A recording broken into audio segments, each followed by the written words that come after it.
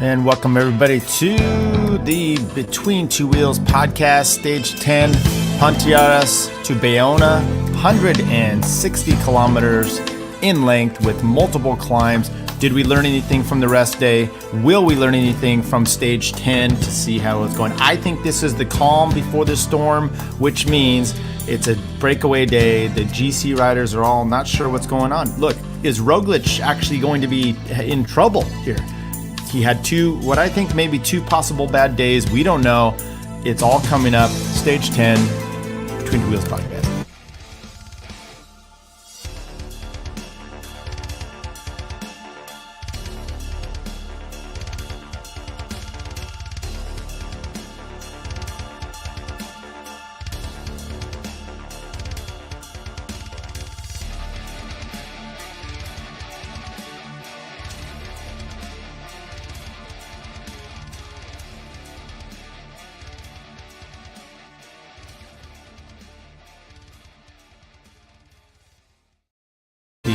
Coming to you bright and sunny Tuesday. I don't know. We've got stage 10 in the books here, ready to go. We're trying to do everything we can to make this a great show for you. Are we? Look, and do you care about who you watch? We talked a little bit about this last night on stage 9, which is we've got multiple options for watching the show. You have Tiz, which is pirate stuff. It's out there. It's a little bit sketchy. And then there's Peacock, your normal stuff for the U.S. And then there's Flow Bikes, which you can get. And by the way, the Tiz just takes Eurosport, and you try to watch that, and it can be problematic.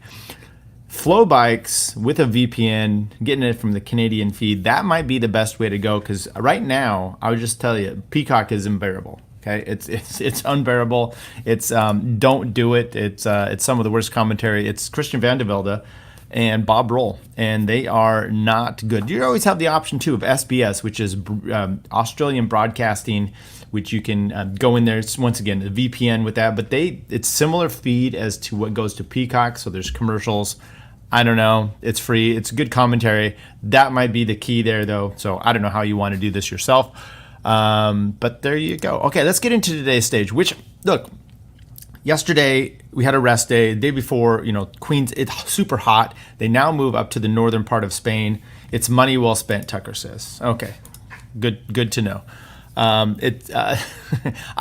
Here's my plan with the flow, right? Which is, because there's two options there, and I got into trouble with them once before when they were a little deceptive, which is they're like, hey, we could do a monthly plan. Okay, fine. So I do that, and then they bill you out a year, and I'm like, wait, I was trying to do it. Anyway, it was problematic. I think I will do a monthly for the rest of the tour. Just it's $30. Okay, that sucks. And then do the one with $12 a month, but they bill you on an annual basis, like a one-time lump sum. And I'll do that after the Vuelta, because then I will have it next year all the way through all the races. My luck, they will basically not have any cycling coverage in 2025, but this is the way we're going to do it. Now, stage 10, I looked at it yesterday. By the way, on my fantasy, I was going to pick Pashir. I swear to God, I was going to do that, select him as part of my team, because he's always kind of potentially up in the breaks. And I said, nah, we're not going to do it. Now, Wout is a guy that I thought this stage looked good for, right? It's the day after the rest day. It's the big stages are coming up. We just had a big block, and the GC riders are all kind of doing a Mexican standoff. They're holding the gun. They're like, hey, I don't know, and they're probably not going to go all in on this, because we had Yates and Carapaz, the two big breakaway guys, had already gone and blown their wad on stage 9. The GC got blown up on stage 9. Everyone's just kind of like easy, but this day is not going to be easy. So there is a chance to get up the road. Now, Wout, this is perfect for Wout, but what is Wout going to do? There's some big climbs in this. We saw him get over the Cat 2 on, was it stage, I want to say 7 there, when he gets over with and Sepp Kuss. It was all GC top climbing guys, and then Wout. It's like, okay, he's going to win this as long as this thing stays together. So he can get up and over the climbs. But then, you're not still sure, because he didn't have the great Tour de France. He's kind of been lacking on some of these climbing stages to help Sepp get into position. I've been somewhat critical of that at the point. So I'm not sure what's going to happen, but let's get into today, because we actually had kind of what we suspect is we're going to have a breakaway, and right away you're getting a breakaway up the road. And by the way, I said yesterday, I said Sivakov when I meant Soler that got up in the break with Adam Yates and Jay Vine. Soler did a lot of work for stage 9. Now Soler is getting up in the break again with Wout van Aert. The Surf gets up there as well. There's a lot of movement behind Hallman and Pasteur. Then try to make their move out of the field to come up there. I think Mike Woods was trying to come up there. There was multiple teams trying to get up and around, but eventually you get this 5-man group here, about 100 and some kilometers to go. Wout looks back, they sit up, they let the group come together, and you have this whole group here. Holman for Alpecin Deceuninck, Soler for UAE, Pasteur for FDJ, Wout for Visma Leasebike, and Le Surf for Sodal Quickstep. Man, all these names are sometimes rough. And they get up the road. They're 30-some seconds initially, and then they start to really move this thing up. Now, at the end of the day, I'm just going to tell you right out, the Wout moves into a tie for the King of the Mountains with Adam Yates. So as you can understand, he's obviously going up the climbs, and he's gobbling up all these points. He's also gobbling up all the sprint points along the way, and Wout looks very strong. Now, what are you going to do in this group here, right? You've got Wout, because it comes over the top of a climb, it takes a descent, it has there's a little pitch there, about 5K before the finish or so, and then it runs in along the coast down to the beach. And what are you going to do against Wout? He's going to beat every single one of these in a straight up sprint. You hope if you take all 5 of you, now there's a chance of one guy breaking and Wout's got to chase you down, and then you soften him up. That's the possibility. Or do you just ride into this thing, getting up the road and say, look, I'm going to take my chance on this Cat 1 climb, about 25, 30 kilometers to the finish, take my chances on this Cat 1 climb, getting over the top and being able to drop him. So there's some gameplay that's going to be happening here, and it's, what do you do? Do you work enough? Now, with this, everybody seemed to be doing the work, at least enough. Soler was kind of on the back doing his thing on the back of the pack, though. You had, at one point, Decathlon kind of nuked their guys going up over the climb before the big Cat 1, but that all came back together. They were doing work. Roglic's team is out there doing work. Nico Denz. Then they soften it up, and I'm not really sure what's happening. Maybe Roglic is not on another great day. Now, I will say he said he didn't have a great day on stage 9. We can see that. I mean, still better than a lot of people, right? But he was having trouble to the point where and here's the point I'm getting at with this, which is you've got Ben O'Connor with this lead. And we talked about when he went into this huge lead, he's 4th in the Tour de France before, 4th in this year's Giro. He's no slouch. I mean, but for Pogacar destroying everybody there, he's actually got a decent Giro this year. So you can't minimize his capabilities. And he actually came into this race. Now I've got confirmation that he said it himself. Came in. Actually, it was not him. It was Larry Warbass on the cycling podcast said before the race he had talked to Ben, and he's like, he came in ready to go. So he fully was prepared for this race, and then you let him go up the road. That's a dangerous aspect. With that in mind, Roglic can't be playing around. He can't have a bad day. He's got to knife this thing almost to perfection with strategy and in his fitness. And he didn't seem to have that ability because he actually lost 4 seconds. And he lost time to Enric Mas. Luckily, with the way the terrain was on stage 9, they were able to catch Mas down that descent. With that in mind, and he had a teammate, Lipowitz, with him, so that was really helpful as well. With that in mind, I did see it was the day Ben O'Connor went up the road, gained his 6 minutes, and it looked like everyone in the back of the field was just letting it happen. As the riders come in, they're like, no, you don't understand how difficult this was. Chris Horner says at the finish, on his video that day, he said, looking at Roglic, he was either fatigued to the point where he just didn't have a good day, or he was really upset. And he goes, I couldn't tell which one it was. Now, looking back, maybe you're like, maybe he did have a bad day. Maybe he's had 2 bad days. Maybe that's portent of things to come, and we're kind of, which is glorious. Except I don't want to run away by Ben O'Connor either. I want everyone to come up to him now and to make this a really interesting race. And Ben O'Connor might just put this thing away if you're not taking advantage. That did not happen today, and I'll just tell you outright that did not happen. 30-some kilometers to go. They crest this, I think it was a Cat 3. We'll look over the terrain here in a little bit. And before there was a crash. No one of significance there. Van Etveld's team, the Lotto Destiny, was involved. And then let's take a look here. They come up to this sprint point at 31 kilometers to go, leading into this final Cat 1. Okay, there's points up for grab, and Wout's going to take them off in this lead group. The difference, though, at this point, Soler had kept going back to the team car. He was skipping poles, and I think riders were just like Wout is like, you know what? I'm out of here. And for what, this is a strategic reason. He takes off, he gets the sprint points, but he keeps going. At this point, Paschier is like, whoa. You're not just getting for the sprint points. You're going for a glory here before we hit the climb. Paschier makes a big effort to go up there. Holman, Lesurf, and Soler all stick behind, and they're then having to pull. And look at this. Soler back at the car. These guys are all going up the road. It's a perfect time for Wout to hit him hard, and he goes. Paschier does come through, and then Paschier somewhat sits on until we're getting up to the climb. He does take a few pulls for these guys, and they have about a 30-second gap going into the climbs. Holman comes off right away. Soler is trying to do what he can, keeps Lesurf with him, and they are not able to catch the two over the climb. On the back, you have Decathlon coming to the front again. They're looking really good, and for the most part, I think EF tries to make a little move here. It doesn't really do much. Everything's pretty much equalized as they go out and over the top. Wout just keeps pounding through the pedals, has no trouble here. Paschier is trying to do what he can. The Surf tries to take off from Soler, and meanwhile, Paschier is hanging on the wheel, and they go up and over the top here, they being Wout. There's a little kicker. And for the most part, they're working perfectly well together, right? And you're like, their question would be, why would you work with Wout van Aert going here, knowing he's going to 100% of the time beat you?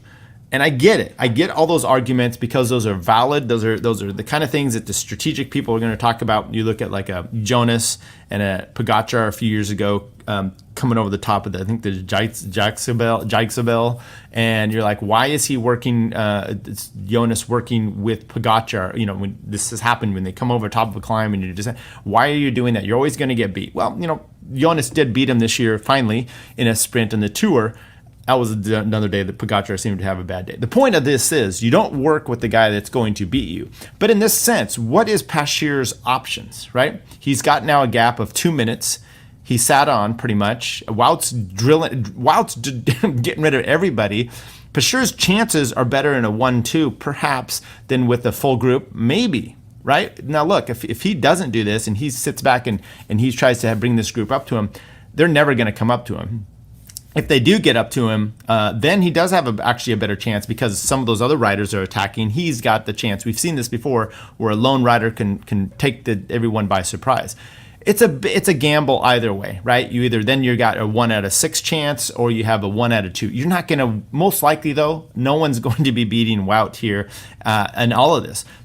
So I guess Paschier's chances are just like, I'm going to sit on and I'm going to do what I can. He does take a little bit of a dig, I think it was 1.6 kilometers to go, and Wout was on him so easy. It wasn't even a question.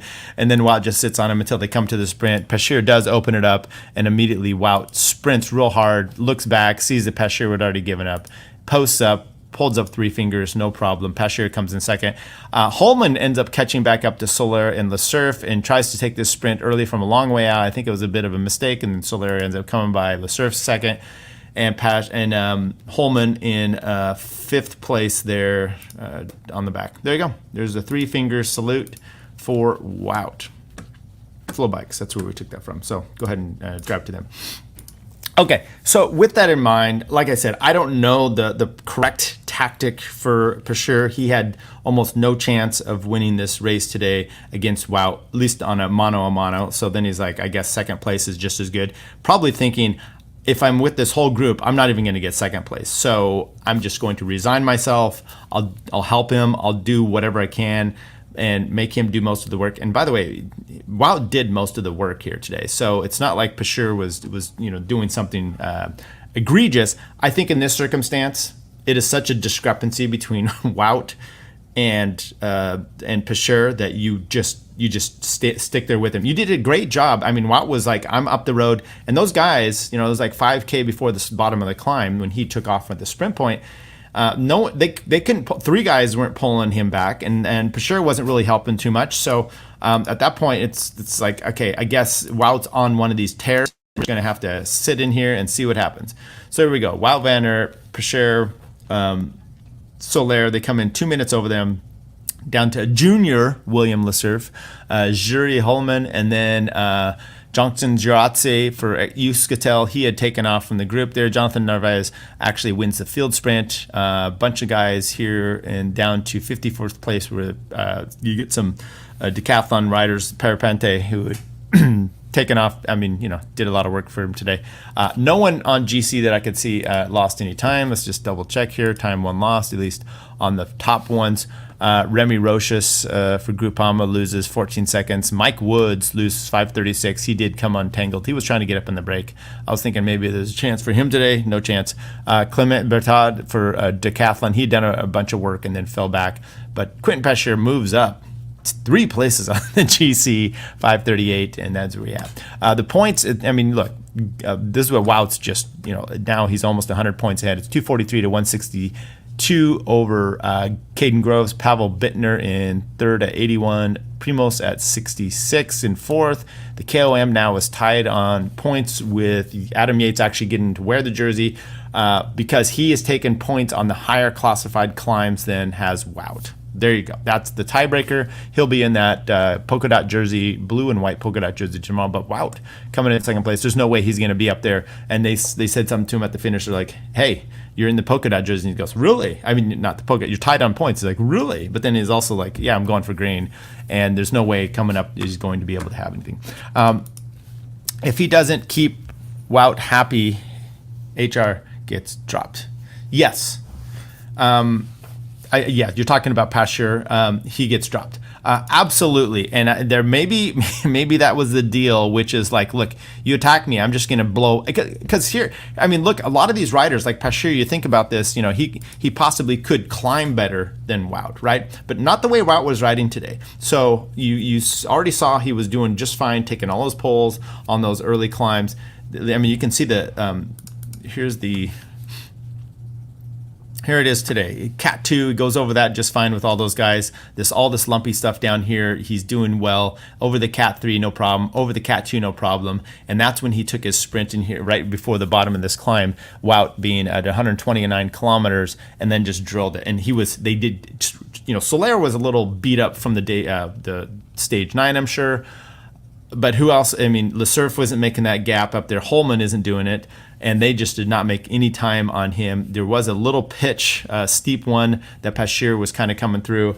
And, he kind of put the pedal down a little bit. And Wout's immediately there and then comes around, takes a pole. And it's just like, yeah, sorry for the typos on the trainer. Well, good for you. I'm glad you're doing some writing. No problem. I got that just yeah. So it's I think it's futile if it's Soler as an example who might beat Pasher in a sprint more than likely. Maybe that's when you sit on, right? You sit on like, no, I'm not going to do that work. It was such a discrepancy of abilities here. And by the way, it's not just like, oh, you got a guy that can really sprint. You've got Wout, who is a classics rider, chases people down. He is one of the ultimate riders, one of the top 5 in the world. You're mixing all the GC riders and everybody in there together. He is just amazing rider. So yeah, to really try to play that card probably wasn't the best. And at the end, he comes up, gets congratulated by Wout, and then Wout gives him a big hug. Now, I don't know if that's any consolation to him, but it is pretty cool that, you're not on Wout's bad list, I guess. When the Christmas cards time come, maybe he'll give you one. The KOM, we saw that. The youth jersey, Lipowitz is in that by 31 seconds. Riccatello's down there, 36 minutes back, and the team classification is being won by UAE. So let's take a look here at Stage 11. I think what's happening is tomorrow is going to be similar day to today. Now, I think this Cat 3 coming up the finish is maybe a little bit more rough. It's a little closer to the finish. It peaks in here at 159, and this stage goes to 166. So you're, inside 10 kilometers to the finish. It might be a little bit better of a chance, and we'll look at this Cat 3. It's a decent steepness, 9%, 2.8 kilometers or 9%. I mean, it's not super steep, but that's, for like, we had the 14+% stuff, but I think it averages at 9, so you definitely have stuff over that. So it will be a pretty nice little kick. And I think this could be a springboard for a GC portion, unless it depends on what's up the road already. So it's a decent day of climbing overall. A lot of elevation change. We hit a Cat 2 here, 10.2 kilometers at 4.2%. Another Cat 2, 5.6 kilometers at 6.1. Intermediate finish line there, and Cat 2 5.6 at 6.1. There's the intermediate sprint coming in at 134. I don't know if Wild and Caden will even be along at that point, or if there will be a break up the road. And then you've got this uncategorized kicker here. They have 4.3 at 4.3 kilometers, 4.3%. That might be a launching pad in itself to get someone up the road to then kick harder on this Cat 3, which is 2.8 at 9.2% coming in here. So we're just a little bit off the coast. We're still moving up in the north. Fantastic day for tomorrow. This would be a Mike Woods type of day, but I'm not sure what he's got going on. Losing time today. You got to get up in the break. Soler, I don't know if UAE has burned themselves out, for this too many days, who they have going up there. Was Wout gonna tell us your pick before the stage? I'm doing that, Mark, and I did that that last time too. Okay, so this would be a Wout style day here. If it all comes together, you're looking at a Wout Van Aert win. Maybe that's what Visma Lisa Bike is planning to do. Other than that, I don't really know. It looks like to me, I feel like it's going to be a breakaway, and here's the reason why, which is you got this next day. Did the VGC really want to play their hand in this? Because the next day you've got 15.9 kilometers at 4.7%. This final climb up here, it's going to be fast. So this might be just due to attrition. You're going to have this, and that's on Wednesday. That's on Thursday. I'm sorry. Friday, you have this Cat 1 finish up here. This is another bad one. And then Saturday, another pretty nasty one. And Sunday.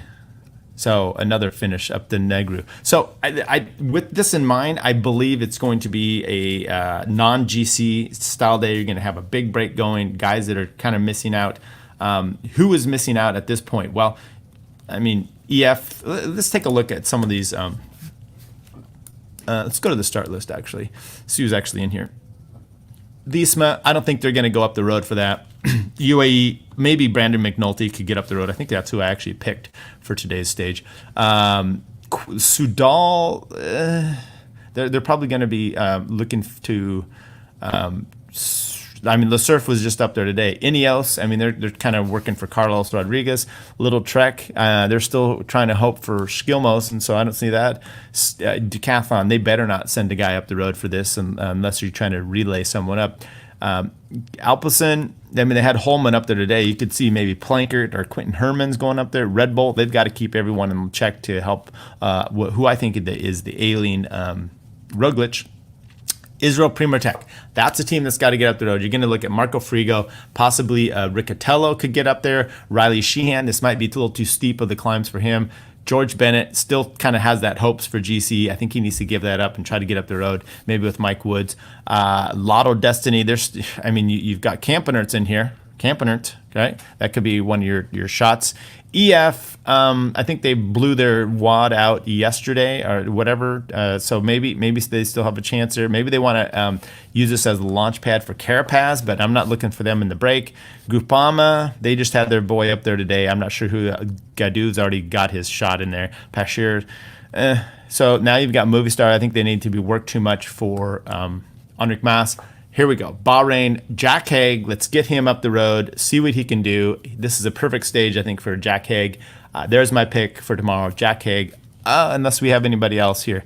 Jaco, they're going to work for Eddie Dunbar. Arkea, they've got Christian Rodriguez still in the thing. Maybe Lebert could come out there. DSM, Max Poole, that would be a great shot for him to try to get up the road and do something spectacular. He does climb just fine. Intermarché, Louis Menke is perhaps, other than this, Fortunato perhaps. Let's go a pick of Max Poole and Jack Haig on the day for tomorrow. There you go. That's my breakaway. If not, if it comes down to a GC group, you might still see a Wout being able to get a fourth win in this tour, and that would be not only shocking, it would be pretty fantastic. So I think that's what we have. That's all for today, folks. Mark, I hope you enjoyed your trainer. I've got to get back to work. All kinds of stuff we do here in the law firm. See you guys tomorrow. Don't like this show. Subscribe to the show too, so you get the notifications. We'll try to come at you this week. For me, for the most part, I think we're going to do it right after the show, somewhere in the 10 o'clock hour, 9:30. Until next time, who's going to win? Max Poole. There you go.